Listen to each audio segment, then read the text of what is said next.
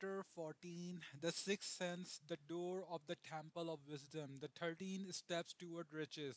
The 13th principle is known as the sixth sense through which the infinite intelligence may and will communicate voluntarily without any effort from or demand by the individual.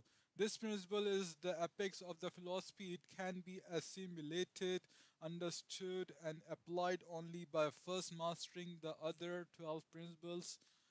The sixth sense is that portion of the subconscious mind which has been referred to as creative imagination. It has also been referred to as the receiving set through which ideas, plans, and thoughts flash into the mind. The flashes are sometimes called hunches or inspiration. The sixth sense defies description. It cannot be described to a person who has not mastered the other principles of this philosophy, because such a person has no knowledge and no experience with which the sixth sense may be compared. Understanding of the sixth sense comes only by meditation through mind development from within. The sixth sense probably is the medium of contact between the finite mind of a man and infinite intelligence. And for this reasons, it is a mixture of both the mental and spiritual. It is believed to be the point at which the mind of man contact the universal mind. After you have mastered the principle described in this book, you will be prepared to accept as truth a statement which may otherwise be incredible to you, namely, through the aid of the sixth sense, you will be warned of impending dangers in time to avoid them and notified of opportunities in time to embrace them. There comes to your aid and to do your bidding with the development of the sixth sense a guardian angel who will open to you at all times that the door to the temple of wisdom. Whether or not this is a statement of truth, you will never know except by following the instruction described in the page of this book or some similar method of procedure. The author is not a believer in or nor an advocate of miracle for the reason that he has enough knowledge of nature to understand that nature never deviates from her established laws. Some of her laws are so incomprehensible that they produce their what appear to be miracle. The sixth sense comes as near to being a miracle as anything I have ever experienced, and it appears so only because I do not understand the method by which this principle is operated. This much the author does know, that there is a power or a first cause or intelligence which permeates every atom of matter and embraces every until of energy perceptible to men. That this finite intelligence converts Akon into Oak Creek cause water to flow down hills in the response to the law of gravity, follow night with day and winter with summer, each maintaining its proper place and relationship to the other. The intelligence may through the principles of this philosophy be induced to aid in transmuting desire into concrete or material form. The author has this knowledge because he has experimented with it and has experiments experienced it. Step by step through the preceding chapter, you have been led to this, the last principle. If you have mastered each of the preceding principles, you are now prepared to accept without being skeptical and stupendous claims made here. If you have not mastered the other principles, you must do so before you may determine definitely whether or not the claims made in this chapter are facts or fiction. While I was passing through the age of hero worship, I found myself trying to imitate those whom I must admire. Moreover, I discovered that the element of faith with which I endeavor to finite my idols gave me great capacity to do so quite successfully. I have never entirely devastated myself of this habit of hero worship, although I have passed the age commonly given over to such. My experience has been taught me that the next best thing to being truly great is to emulate the great by feeling and action as nearly as possible. Long before I had ever written a line for publication or endeavor to deliver a speech in public, I followed the habit of reshaping my own character by trying to imitate the nine men who lives and life work had been most impressive to me. These nine men were Emerson, Paine, Edison, Darwin, Lincoln, Burbank, Napoleon, Ford, and Carnegie. Every night over a long period of years, I had an imaginary council meeting with this group, whom I call an invincible counselor. The procedure was this: just before going to sleep at night, I would shut my eyes and see in my imagination this group of men seated with me around my council table.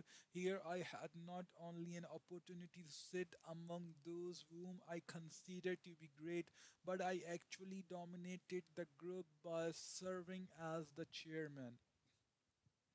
I had a very definite purpose in indulging my imagination through these nightly meetings. My purpose was to rebuild my own character so it would represent a composite of the characters of my imaginary counselor.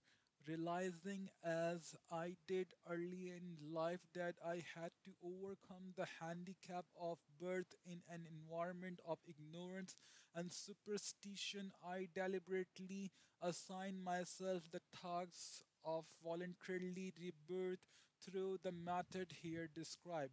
Building character through autosuggestion. Being an earnest student of psychology, I knew, of course, that all men have become what they are because of their dominating thoughts and desire. I knew that every deeply seated desire has the effect of causing one to seek outward expression through which that desire may be transmuted into reality. I knew that self-suggestion is a powerful factor in building characters, that it is in fact the sole principle through which character is built. With this knowledge of the principles of mind operation, I was fairly well armed with the equipment needed in rebuilding my character. In this imaginary council meeting, I call on my cabinet members for the knowledge I wish each of to contribute, addressing myself to each member in audible words as follow. Mr. Emerson, I desire to acquire from you the marvelous understanding of nature which distinguish your life. I ask that you make an impress upon my subconscious minds or whatever qualities you possess, which enable you to understand and adapt yourself to the law of nature. I ask that you assist me in reaching and drawing upon whatever sources of knowledge are available to this end. Mr. Burbank, I request that you pass on to me the knowledge which enable you to so harmonize the laws of nature that you cause the cactus to shed its thorn and because an edible food.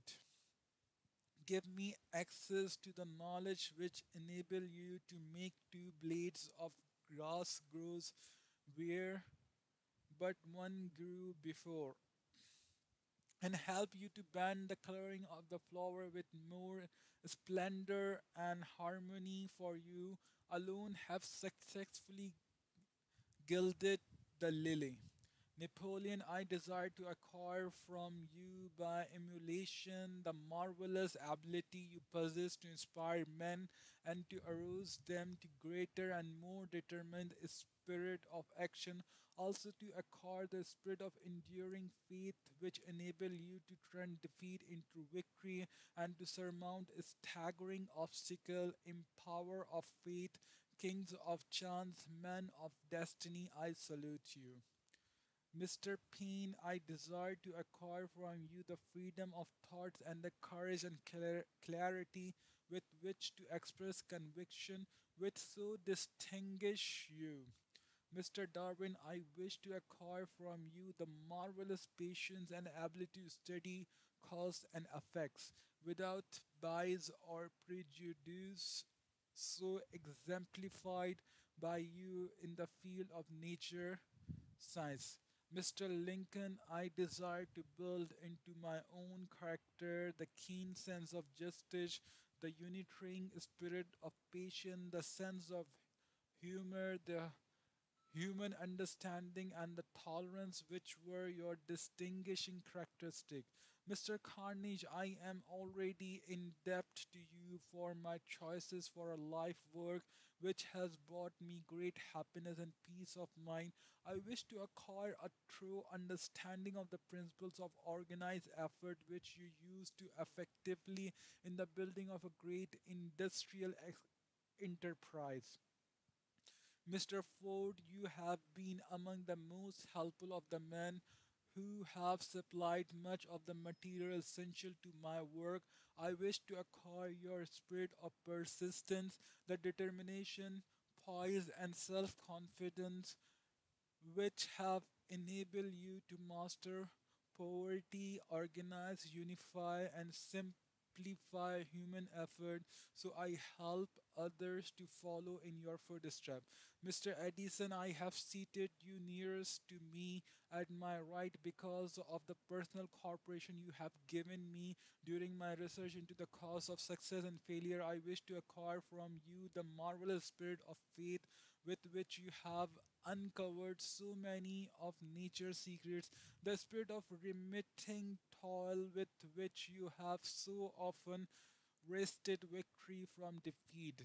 My method of addressing the member of the imaginary cabinet would vary according to the traits of characters in which I was for the moment most interested in acquiring. I studied the records of their life with painstaking care. After some months of this nightly procedure, I was astonished by the discovery that these imaginary figures became apparently real. Each of these nine men developed individual characteristics which surprised me. For example, Lincoln developed the habit of always being late, then walking around in Solomon Parade. When he came, he walked very slowly with his hand clasped behind him, and once in a while he would stop as he passed and rest his hand.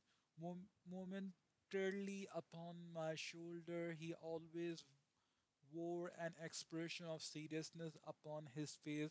Rarely did I see him smile. The care of a sundered nation made him grave. That was not true of the other. Burbank and Payne often indulged in witty repartee which seems at times to shock the other member of the cabinet. One night Payne suggested that I prepared a lecture on the age of reason and deliver it from the pulpit of a church which I formerly attended. Many around the table laughed heartily at the suggestion, not Napoleon. He drew his mouth down at the corner and groaned so loudly that all turned and looked at him with amazement. To him, the church was but a pawn of the state, not to be reformed, but to be used as a co- convenient inciter to mass activity by the pupil. On one occasion, Burbank was late. When he came, he was excited with enthusiasm and explained that he had been late because of an experiment he was making through which he hoped to be able to grow apples on any sort of tree. Payne chided him by reminding him that it was an apple which started all the trouble between man and woman. Darwin chuckled heartily as he suggested that Payne should watch out for little serpent when he went into the forest to gather apple as they had the habit of growing into big snakes. Emerson observed no serpents, no apples, and Napoleon remarked, no apples, no state. Lincoln's developed the habit of always being the last one to leave the table after each meeting. On one occasion, he leaned across the end of the table, his arm folded, and remained in the position for many minutes.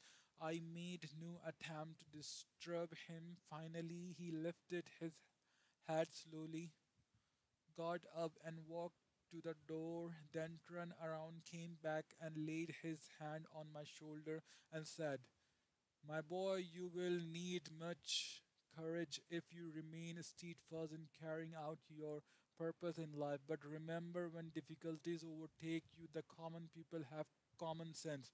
Adver- Adversity will develop it." One evening, Addison arrived ahead of all the other. He walked over and seated himself at my left, where Emerson was accustomed to sit, and said, "You are destined to witness the discovery of the secret of life. When the time comes, you will observe that life consists of great streams of energy or entities such as intelligent as human being thinks themselves to be.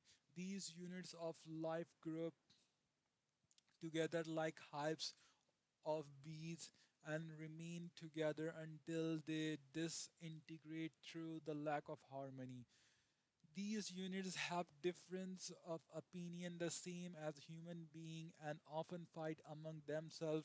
These meetings which you are conducting will be very helpful to you. They will bring to you rescue some of the same units of life which serve the member of your cabinet during their life. These units are eternal, they never die. Your own thoughts and desires serve as the magnet which attract units of life. From the great oceans of life out there, only the friendly units are attracted, the ones which harmonize with the nature of your desire. The other member of the cabinet began to enter the room. Addison got up and slowly walked around to his own seat. Addison was still living when this happened. It impressed me so greatly that I went to see him and told him about the experience. He smiled broadly and said, "Your dream was more a reality than you may imagine to have been." He added no further explanation to this statement. These meetings became so realistic that I became fearful of their consequences and discontinued them for several months. The experience were so uncanny, I was afraid if I continued them, I would lose sight of the fact that the meeting were purely experience of my imagination. Some 6 months after I had discontinued the practice, I was awakened one night, so or thought I was, when I saw Lincoln standing at my bedside. He said, "The world will soon need your services. It is about to undergo a period of chaos which will cause men and women to lose faith and become panic stricken. Go ahead with your work and complete your philosophy. This is your mission in life. If you neglect it for any cause whatsoever, you will be redundant to a primal state and be compelled to retrace the cycle through which you have passed during thousands of years." I was unable to tell the following morning whether I had dreamed this or had actually been awake, and I have never since found out which it was. But I do know that the dream, if it were a dream, was so vivid in my mind the next day that I resumed my meeting the following night. At our next meeting, the member of my cabinet all fell into the room together and stood at their accustomed places at the council table, while Lincoln raised a glass and said, "Gentlemen, let us drink a toast to a friend who has returned to the fold." After that, I began to add new members to my cabinet until now it consists of more than 50, among them Christ, Paul, Galileo, Copernicus, Aristo, Plato, Socrates, Homer, Voltaire, Bruno, Spinoza, Drummond, Kant, Schopenhauer, Newton, Confucius, Albert, Hubert, Braun, Ingersoll, Wilson, and William James. This is the first time that I have had the courage to mention this theretofore. I have remained quiet on the subject because I knew from my own attitude in connection with such matters that the I would be misunderstood if I describe my unusual experience. I have been unboldened now to reduce my experience to the printed page because I am now less concerned about what they say than I was in the year that have passed. One of the blessings of maturity is that it sometimes brings one greater courage to be truthful, regardless of what those who do not understand may think or say. Lest I be misunderstood, I wish here to state most emphatically that I still regard my cabinet meeting as being purely imagined, but I feel entitled to suggest that while the member of my cabinet may be purely fictional and the meeting existent only in my own imagination, they have led me into glorious path of adventure, rekindle an appreciation of true greatness, encourage creative endeavor, and emboldened the expression of honest thought. Somewhere in the cell structure of the brain is located an organ which receives vibrations of thought or ordinarily called hunches. So far, science has not discovered where this organ of the sixth sense is located. But this is not the important. The fact remains that human beings do receive accurate knowledge through sources other than physical senses. Such knowledge generally is received when the mind is under the influence of extraordinary stimulation. Any emergency which arouses the emotions and causes the heart to beat more rapidly than normally may.